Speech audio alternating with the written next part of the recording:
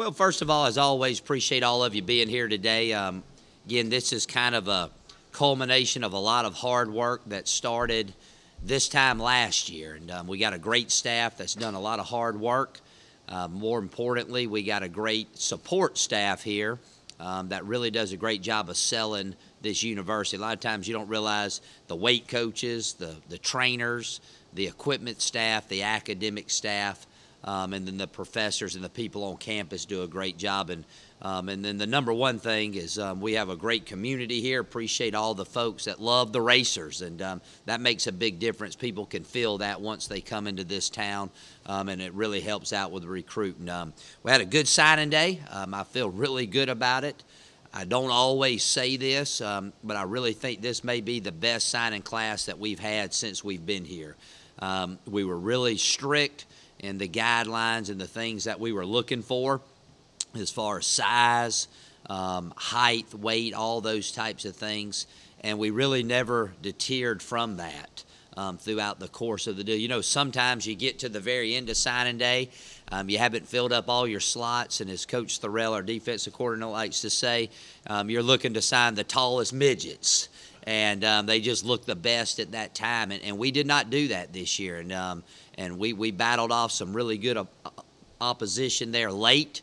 Had a little scare this morning on a guy that had some Pac-12s and Big Ten schools calling him, trying to tell him to wait. But fortunately for us, he decided to come on with us. So it was a great day for us. And again, we're right there at the midpoint. We still have we'll still at later dates as we move through up until the start of the season. We will still continue to add to this class as we go. Any questions?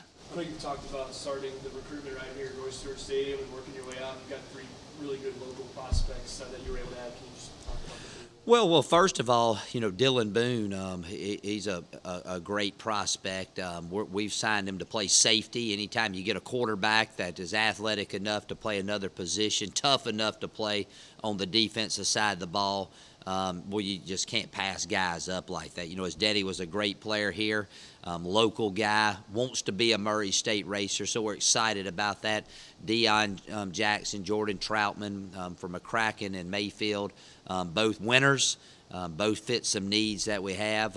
You know, Jordan's a great return man. Deion's a great return man, and Jordan's a bigger back, and those are some things that we looked at going forward in the recruiting process. So we're really excited about that, and I think one thing about it is we want guys that want to be here at the end of the day. I mean, you know, when we're recruiting, you know, we start out and a lot of guys have big stars in their eyes that maybe they're going to go to the SEC schools, and then reality sets in and everybody kind of finds the level that their skills are more are made for.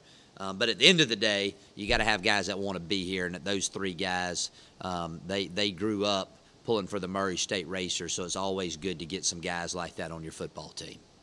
So do you see Deion at defensive back and Troutman over at running back? Well, Deion, he could play either side of the ball. We really haven't decided yet on him, but one thing about him, he's an electrifying return man, and we have a great need there, having lost Walter Powell last season.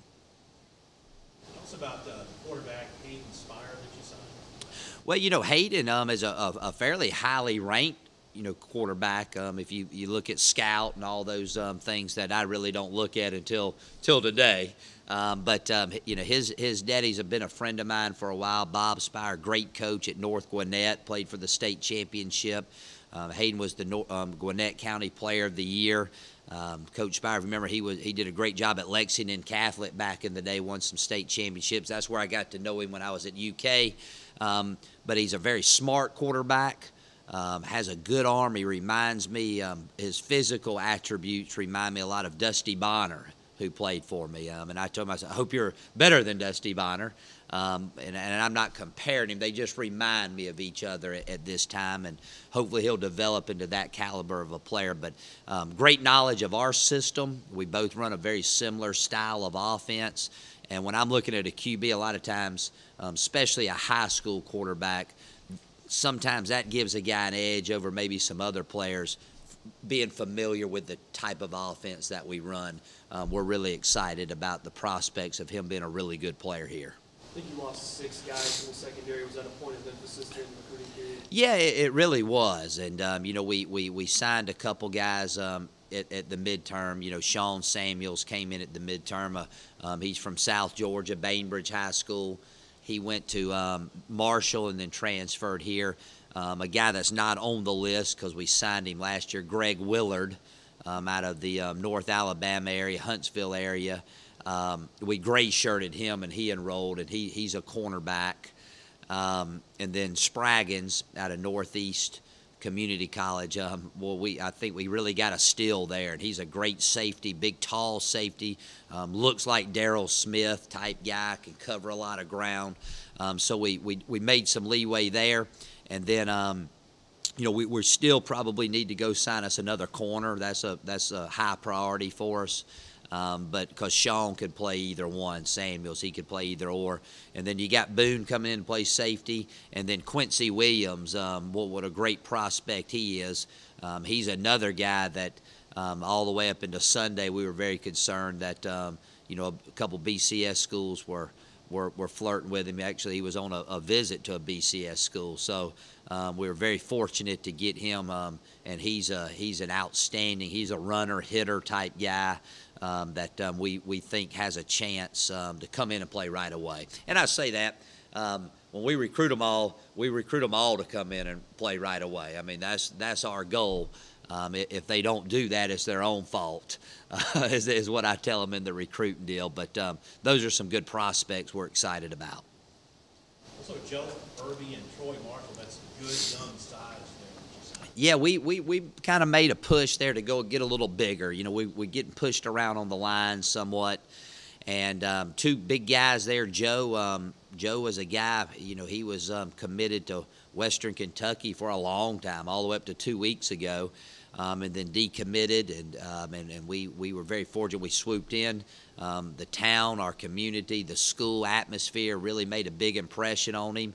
He had several other visits planned for the last week, came in and committed. And it didn't take long to figure out what type of character guy we were getting there. Great character. And so we're excited about him. We're signing him to be a tackle. He could play anywhere on the line, possibly even be a center one day. So great upside for Joe. And then Troy, again, another guy you had to fight off at the end. I mean, that tells you that we've really done a good job of going after these guys early on. The thing about Troy, actually, we saw more film on him as a defensive lineman, and so initially we offered him as a D lineman, and then this past season he got a coaching change and they moved him to the O line, so he can play both, and we've kind of told him that we're going to put him to start with. Where he has the lesser amount of competition, where the numbers are down. But to me, that's a good thing, is signing guys that are athletic enough to be D linemen, but they're good enough, they have that O-line type mentality. So a really good prospect there as well. And you got a 235-pound running back, a 6'4" wide receiver. Was size just an emphasis across the board?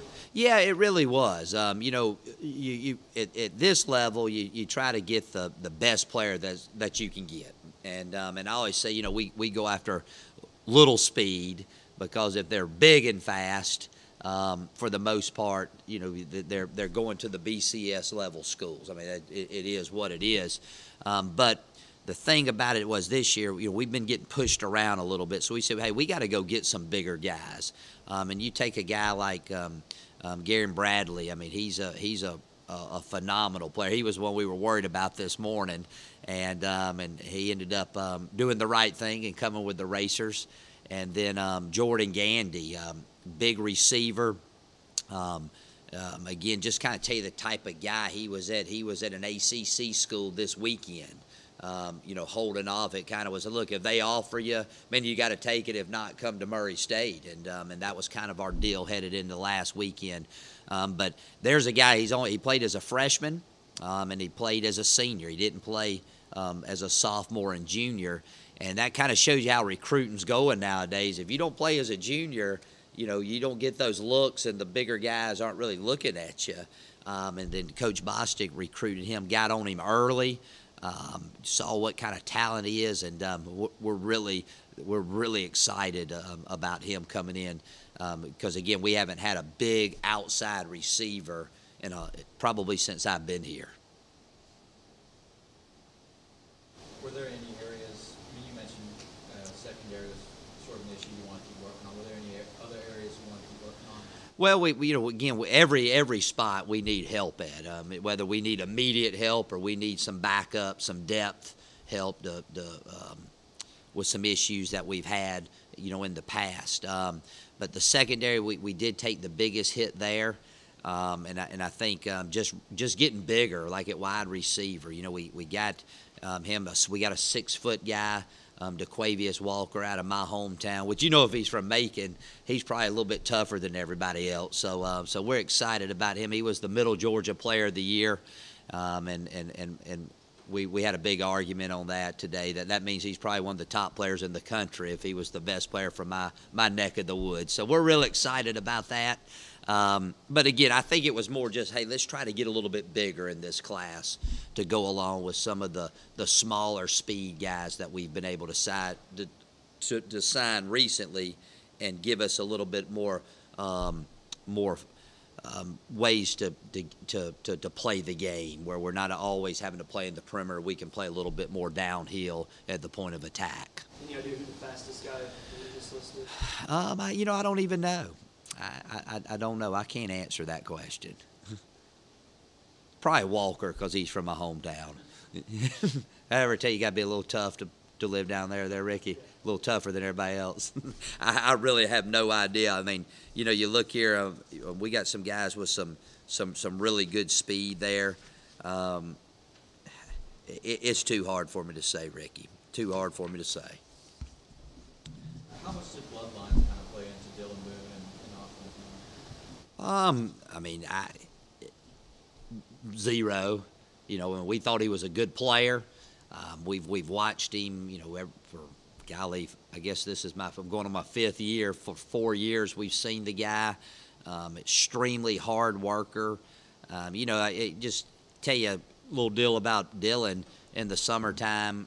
I like to get up here real early in the morning and get my work done so that I can, maybe go play golf, do something productive in the afternoon during my downtime. And this summer, I'd show up here at the track at 6 o'clock, and he'd have a weight vest on, running stadium steps, getting ready for a season. And he's just a dedicated player. And his daddy was a great player here, and I think his daddy tell you the same, that he's got a chance to be better than he was during his time here. So we're really excited about him. I understand Ty was trying to spend the day with you. Yeah, he's of course, I'm biased towards him because I think he's a good boy and he works hard, but he really loves this recruiting. And there's not a night that goes by that he doesn't have a list or have his iPad pulled up with 20 different guys on huddle for me to watch. And then he'll give me a list, and my coaches are starting to get a little nervous because I'll go down the list. All right, who has this guy? And so he makes sure they're on top of their game as well. So he was up at 5 o'clock this morning ready to go. They couldn't sign to 7 o'clock, but we had a bunch of Georgia guys, so that was 6 our time. And he tried his best to get out of school today. But and I was really thinking about it until Lou Carter, his principal, started following me on Twitter this morning, and I figured that I couldn't explain that one. So, well, anybody else? Well, again, appreciate it, and I'm looking forward to having a great spring. We start there in March and finish up in April. And as we go, we'll be adding some more guys to this class as the off season progresses. And John, who does a fabulous job, he'll keep you updated on that. And again, let's go Racers. Thank you.